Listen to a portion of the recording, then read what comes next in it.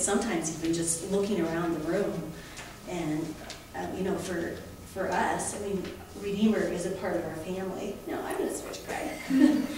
But, you know, living here and being a part of the congregation this many years, you do. I mean, you just, we're all part of God's family. We're here together. We know that through good times and bad, that we're here for each other. And so that's kind of, sometimes those are the times that it's like, oh, wow. You know, it's one of those God moments, and it can happen usually when you least expect it.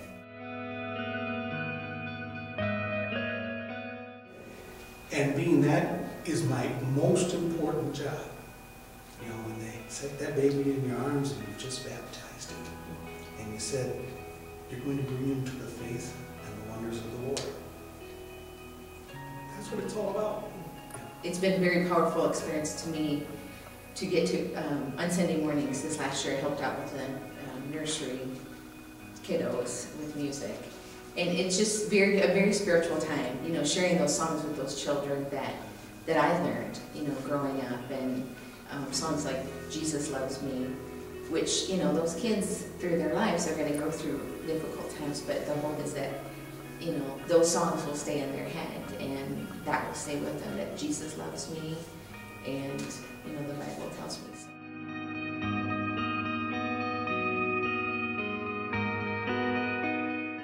Just being around the young kids and getting a chance to get to know, you know, these kids is just, it's an amazing thing. And the questions that they ask, they have so many questions about God and faith, and it's an amazing thing. I also remember another young man that my wife and I were chaperones for a youth group, along with another couple. It was a combined combination of two churches that were small.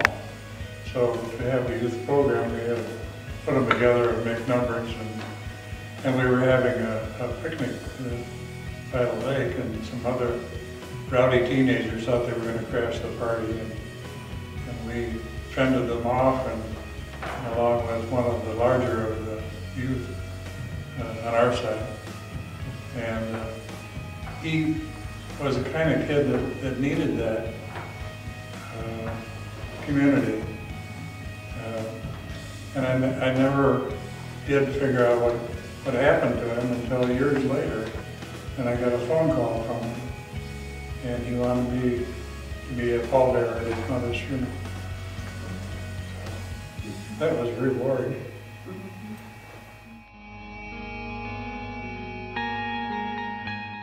I think when I sit in church and look around, I see lots and lots of really fine, good people.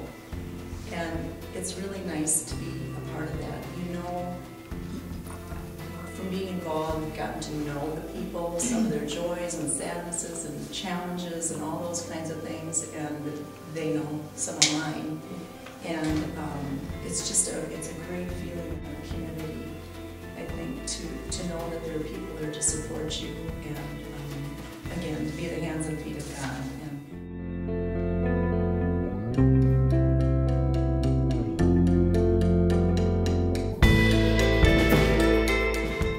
Times that I spent working with the youth, and you know, maybe just a feeling that maybe you get through them in some way, or they'll get through to me in some way, and so that's been great.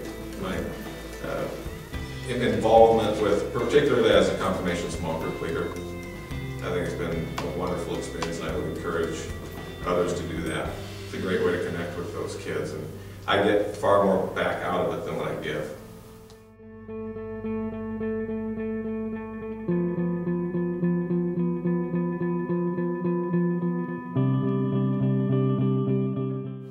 Find that day to day we get a lot of things going on in our lives that seem to crop up. You feel like maybe you don't have things completely under control, but that's one thing that brings you back to realize that all those other things don't necessarily matter, I guess, if you will. I mean, they matter, but it's not the end-all be-all.